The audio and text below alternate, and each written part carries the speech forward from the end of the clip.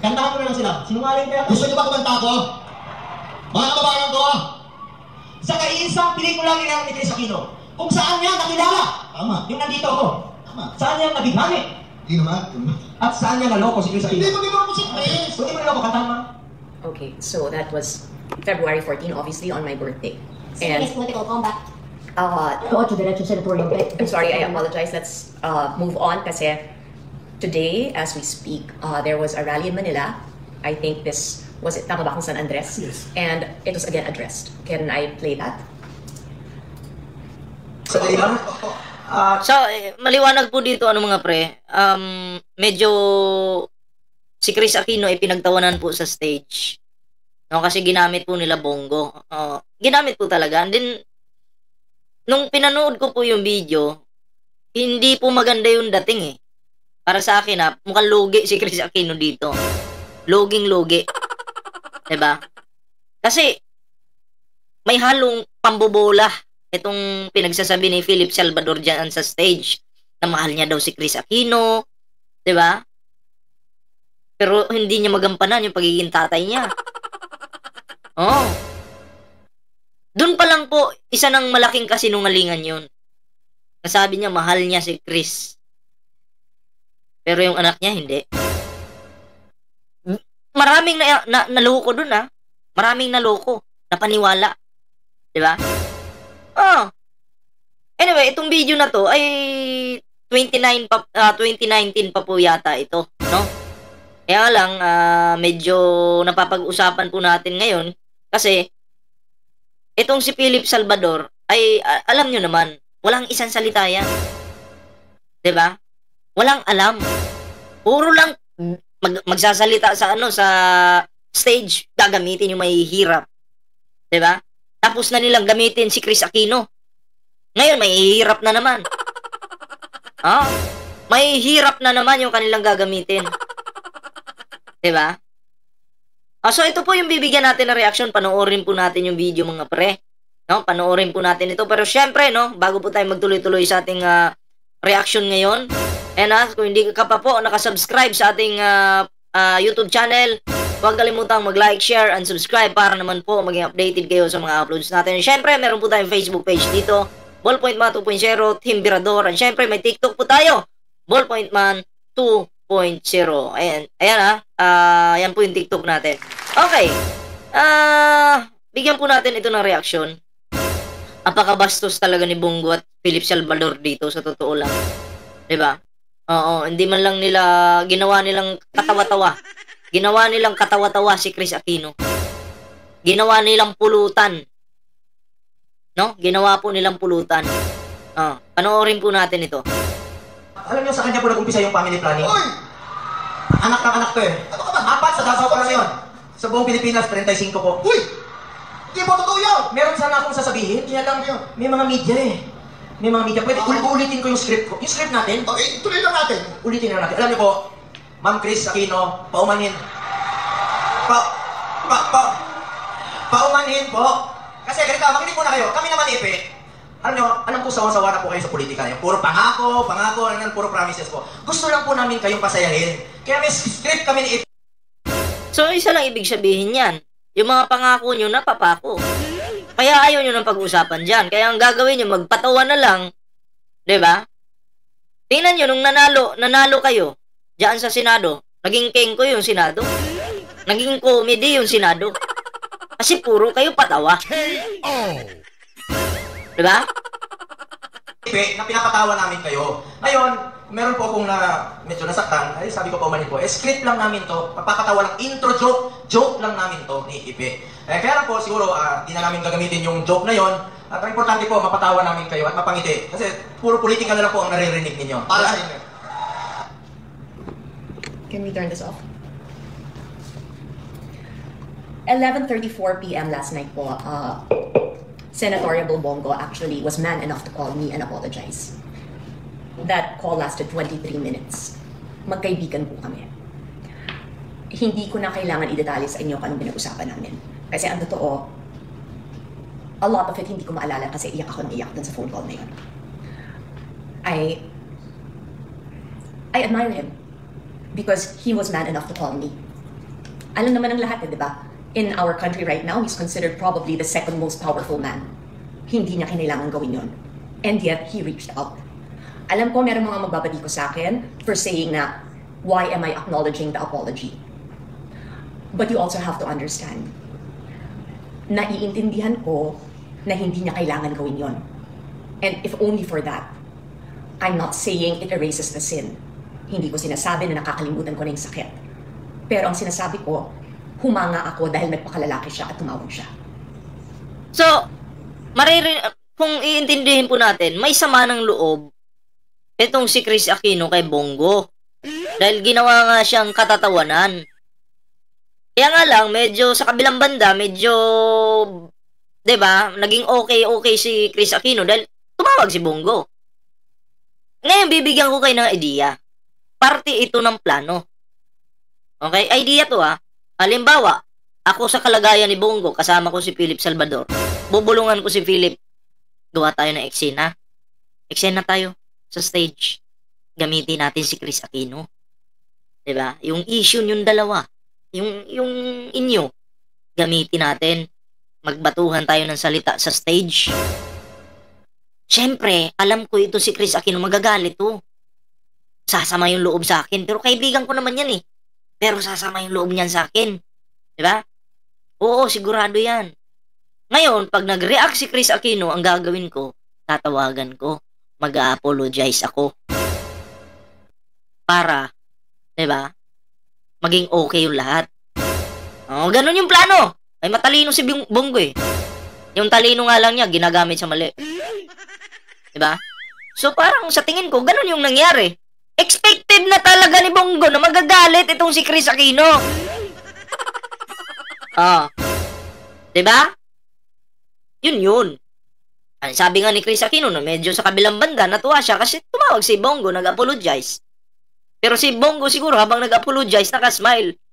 Kasi expected na ganun talaga yung mangyayari. Diba? Yun, binibigyan ko lang po kayo ng idea ha. I learned about this ongoing skit while I was in Japan. And Viber messages will prove to you na on February 17, nagpadala ko ng message sa kanya. I actually offered this, and I can quote it. I said, I can give you a surprise appearance. Pagkatapos ng line na niloko si Chris Aquino, sinabi ko, handa akong umakyat sa entablado at sabihin na sigurado ko, si Bongo, hindi tayo lolokohin. You will ask me bakit ko ginawa yun? Dahil alam ko, habang pinagtatawanan ka, you have to be in on the joke. Teka, parang ibig sabihin nandun si Chris. Tingnan nga natin. It's better na nandun ka at alam mo na you're in on the joke, that you're part of the joke, rather than being the joke. Kahit masama yung loob mo, magiging parte ka. But you also know what I've been going through. I don't have to detail that it's been painful. And honestly, I was proud of myself. I did not cry on Friday. I did not even cry on Tuesday. Because I had sons who had to see na yung nanay nila hindi susuko.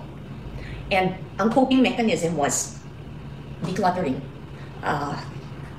Nabasa ko na pag everything in your life seems to be out of your control, maglilinis ka nung mga kaya mong linisin. So, malas lang, nakalagay dun kasi na declutter even your gadgets. So, napanood ulit yung video. Sa parte po ni Chris Aquino, masakit yun ha. Yung, siya kasi yung parang naging pulutan dun eh. Siya yung naging pulutan, siya yung napagtawanan. 'Di ba? Tapos, ang pinakamasakit po dun, sasabihin ni Pepe, na minahal ko yan. Yun yung pinakamasakit dun. 'Di ba? Yun yung talagang hindi katanggap-tanggap. Kasi parang pinaglalaruan ka dun eh. Parang feeling sasabihin mo sa mga tao, mahal mo ako, tapos hindi mo ginagawa. Hindi ka nagpapakita ng effort. Diba? Pambobola. It really hurt. Yung video po yun na yan, 2019 po yata, no? 2019. Oo. Siguro, ano to, 5 years ago na, 5 years. Okay, tuloy natin. The hurt there comes from being made a joke of. And I am not blaming Bongo. This is on you, Philip Salvador. Tatay ka ni George. Yun. Ang mali ko kasi is that I let you off easily. Pinuri pa kita. Kasi kinumpare kita sa tatay ni Bim. Dahil ang sinabi ko, buti ka pa, hindi mo kami ginulo. Ang hindi ko nabanggit sa mga tao, 16 years kang walang inabot kahit piso kay Josh. Yun. Patay. Kahit piso. But obviously, sasabihin ng mga tao, hindi mo naman kailangan, Chris, mayaman ka. Hindi yun sa pera eh. Hindi yun sa pera lang na sasabihin wala kang inaabot ganyan. Hindi yun. Yung ano ba, yung pagiging tatay ba? Diba? Kahit nga magbigay ka ng 1,000, walang paki si Chris sa pera. Yung gusto lang makita ni Chris Aquino, yung magpakatatay ka lang. Diba? Kahit pa milyon yung ibigay mo dyan, piso, 1,000, 2,000, matutuwa ang nanay kung yung tatay may effort para sa anak. Kahit nga lang chocolate yung ibigay mo eh. Dahil nag-effort ka, matutuwa ang nanay. Yun yung punto doon. Hindi yung pera, ng halaga ng pera kung magkano. Hindi yung halaga ng mga binibili para ibigay sa anak. Kung magkano, hindi yun. Hindi yun yung issue. Yung tinitingnan dito, yung effort. Yung pagiging tatay mo. Klaro? That's true. May kaya ako. May nanay ako, may mga kapatid ako, kumikita ako. Pero, sana naisip mo, that line, niloko mo si Chris Aquino, what does that make of your son? Produkto siya ng panloloko. It was very hurtful kasi sinabihan ako ng mom eh. Don't you realize, kay Philip Salvador, you are only a trophy? Uunahan ko na kayong lahat. I was 23 years old when the relationship started. How many times did I hear? Nakaisa si Ipe, siyang nakauna kay Chris. Yes, totoo yun. I was a virgin and I got pregnant. And I left my family. I chose him. And I turned a blind eye.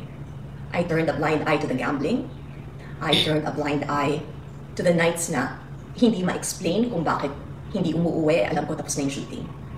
Sampal din sa mukha ko nung dinitalya ni Rosana Roses yung affair nila habang kami pa mag-asawa. But again, that's my fault. Sumama ako sa isang lalaki na hindi pa annulled. If I am just part of a skit or part of a joke or part of a way to entertain people, what kind of country is this? Again, sasabihin ko, so many reached out to me and said, you can use this. This can be something political. I'm not using this. And I told that to Bongo. I said, you treated me kindly when you did not have to. So I want to end this now. Gusto ko lang sabihin, sana naisip lang ninyo na in the midst of your campaign, there's a 23-year-old boy who is special, who is autistic. Tapos, yun na nga eh. Diba? Special yung bata, tapos gagamitin nyo yung issue nila ni Chris Aquino. Magtatawa-tawa kayo dyan sa stage. Diba? Naisip mo ba yung Bongo? Kung talagang mahal mo yung kabataan, mga bata, dapat di mo ginawa yun. Kahit pa pagpalagay natin si Philip Salvador yung nagbigay sa'yo ng idea, dapat kinontra mo, teka lang. Hindi magandang gawing biro yan kasi may bata eh. May bata, pag sinabi mong Chris Aquino at ikaw, may bunga. Kawawa yung bunga. Diba? Wala. Ganun po talaga kabastos ito si Bongo, si Philip Salvador. Mga bastos po yan. Makikita nyo lang yan sa harapan ng camera na kunyari, professional. Pero yung pagkataon yan, sa ginawa kay Chris Aquino, sa anak nila, ni Philip, wala eh. Walang respeto. Who watches you, and I'm directing this message to Philip Salvador. The last time you saw him was 2012 sa dressing room ng ABS-CBN. Yung batang yan, hindi nakakakita ng masama sa mundo. Proud siya eh. Nilapit ka niya kay Bim at pinakilala ka niya. Sinabi niya kay Bim, "This is my papa." So, hindi naman kasi ako updated sa buhay nila eh, no? Matanong ko lang sa mga nakakaalam, di ba si Philip Salvador hindi talaga siya nagpapakita sa anak niya, no? Hindi talaga, ano? Wala namang balitang ganun eh. Di ba? Tapos, gagawin yung biro. Gagawin yung punchline na naloko si Chris Aquino. Oo nga, sabi niya, niloko mo si Chris Aquino. Yan ba yung iboboto nyo ng mga senador? Yung mga bastos? Bongo? Philip na walang alam? Bobo? Nanahimik ako for so long because I thought you were a good man. I equated goodness because hindi mo nga kami ginulo. Pero mali eh. Mali na kinalimutan mo na nga si Josh. That's not a big deal because I've done a good job in raising him. Pero mali na ginagawa mong biro ang anak ko. I do not deserve that. Actually, no, I deserve that. I made the mistake of falling for you. I made the mistake of loving you. No, You did hindi ka nagkamali sa pagmamahal sa kanya. Kasi kung nagkamali ka sa pagmamahal kay Philip Salvador, wala kayong bunga, wala kang anak. So okay lang yun. Nangyari na yun eh. 'Di ba? Walang problema doon. May bunga at blessings yan. Ang problema dyan, yung may problema na dyan, yung lalaki. Kasi walang paninindigan. Nag-joke pa sila, damay pa yung bata. 'Di ba? not love me. Because had you loved me, 20 years after, hindi ako magiging biro sa isang skit sa bawat entabladong inaakyat mo. Pero sana man lang, yung bata na minahal ka, yung bata na 7 years nang hindi ka nakikita pero Grabe, nakikita ko. 7 years. 5 years ago 7 years. Idagdag mo pa ngayon. I think 29 tong video na to. O plus, ano na tayo ngayon? 2025. Ilang years na? Nakikita ko sa cellphone niya at sa iPad niya. Naka-search ka at pinapanood ka. Sana man lang siya naisip mo. Dahil kadugo mo siya eh. Who cares about Chris Aquino? Yun ang totoo. You don't have to care about me. But you should care about Joshua. Because that child never hurt you. And to this day, that child says, mahal ka niya. I'm sorry that I had to write this down because ayokong kung saan ako mapaligoy-ligoy. I just want to end this by saying, this is nothing political. To Bongo, you did actually more than what Philip Salvador did. You were man enough to give me a call. Tinawagan mo ako. Yung tatay ng anak ko, Wala. hindi siya gumawa ng paraan para hanapin man lang. Madali eh. Yung kaibigan mo, nakaibigan ko na rin, Sakbong, alam niya kung saan kami nakatira eh. Hindi mahirap na pinuntahan sana ni Philip Salvador si Josh at niyakap lang sana. Lahat kaya ko eh. At lahat kinakaya ko. But for this instance, kinailangan magsalita ako. That child, he'll always be a child. Kung makita ka niya, hindi yan manunumbat sa'yo. Yayakapin ka niya. But he actually asked me, Mama, alam niya kasi kung anong ibig sabihin ng naloko eh. Tinanong niya ako, Mama, niloko ka? Galit ba tayo? Galit ba tayo kay Dada? Dada tawag niya kay Philip. And I said, Josh, pray na lang tayo. Maayos din to. I will just end this by saying, this is not politics. This was about a child, a special child, a child with autism who did not deserve this. I hope that our country should not be a country where pinagyayabang mo na may 36 kang anak, na may 4 kang anak na iniwan sa Davao. I hope na yung mga babae na mga iniwan o napabayaan, Sana makabangon sila. At sana magkaroon sila ng magandang trabaho para hindi mapabayaan ang mga anak nila. And, ang pinagdadasal ko talaga, ang totoong mga biktima dito yung mga bata. Tama. 'Di ba? Ang totoong mga biktima, mga bata at ng biktima, si Philip Salvador.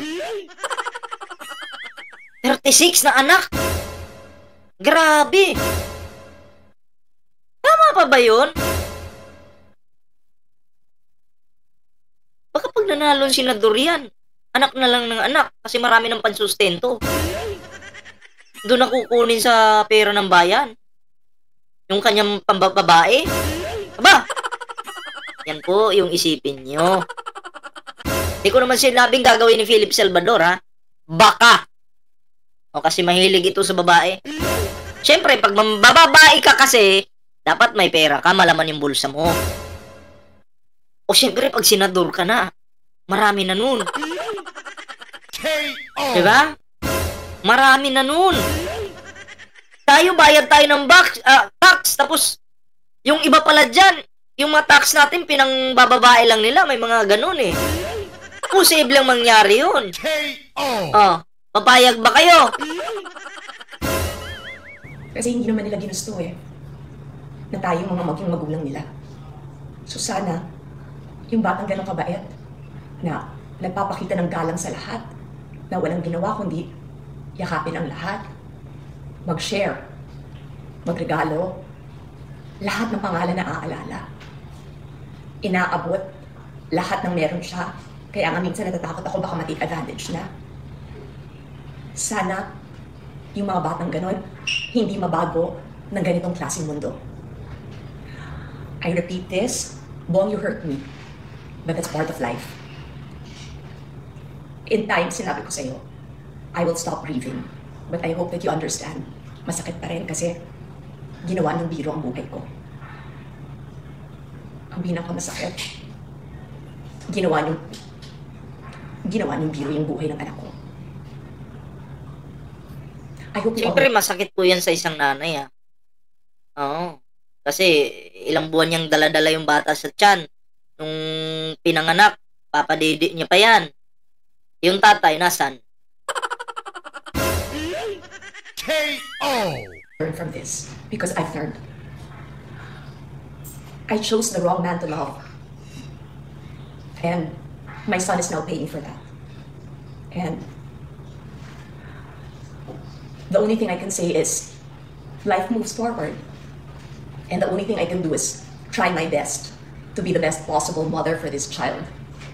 Because he did not deserve to be made a joke of. Maraming salamat po. And this is the first and the last you will ever hear me speaking about this. To all moms, to all parents, and most especially to all children. Hindi lang naman ako ang ganitong sitwasyon. God bless you all. And may God bless us with strength. Kasi sa sitwasyon na ganito, yun ang kailangan natin eh. Maging malakas, matatag, at hindi mawalan ng pag-asa at pananampalataya. Good night. So, yun, no? Ang ganda ng mensahe ni Chris Aquino, no? And then, pero nasaktan siya bilang isang nanay kasi yung siya at ang anak nila ay, alam mo yun, pinagtatawanan, ginawang joke. No, joker ba sila? Hindi. Joker ba yung, dapat ba silang gawing parte ng joke? Hindi. Di nila deserve yun, lalo na yung anak nyo, yung anak ni Chris, special child. Diba? So, kahit nga, paano kaya kung sa pamilya nyo gawin yan? Matutuwa ba kayo? Tatawa ba kayo? Natural, hindi. O may mga DDS na naman dyan na magsasabing, ang arte mo, Chris Aquino, tanga. Diba? Uunahan ko na kayo. Anak niya yan. At may karapatan siyang magsalita. Diba? May karapatan siya. Dahil ginawa silang katatawanan nitong bobo ng Philip Salvador na to. 36 yung anak ni Philip Salvador. Kawawa yung mga bata. Dahil totoo, tama si Chris Aquino. Biktima yung mga batang yun. Nang dahil sa kalibugan nitong taong ito. Diba? Maraming bata yung talagang Alam mo yun, nadamay. Biktima. So, yun po, no? Huwag po nating kalimutang ibagsak. Papuntang Inidoro yan, yung Philip Salvador na yan. Bongo, ganun din. Okay, diretso po, Inidoro yung mga yan. Huwag po nating suportahan. Hayaan nyo yung mga DDS na sumuporta sa kanila. Wala tayong paki doon. Patibayan na lang pagdating ng eleksyon. Okay? Suportahan yung mga DDS, mga bobo. Iboto nyo sila, wala kaming paki. Basta kami, straight kami, PDP laban. Diretso talaga Inidoro yan. Diba? So, yun lang po yung video natin. Pero syempre, bago po tayo magtapos sa ating video, meron po tayong Facebook page. Ballpoint Man 2.0. And syempre, may TikTok po tayo. Ballpoint Man 2.0. Meron po tayong isang Facebook page, Team Birador. Syempre, yun lang muna yung video natin. Mag-like, share, subscribe, and share this video mga pre. Okay? So, yun lang. Kita-kits po tayo sa susunod pa nating video.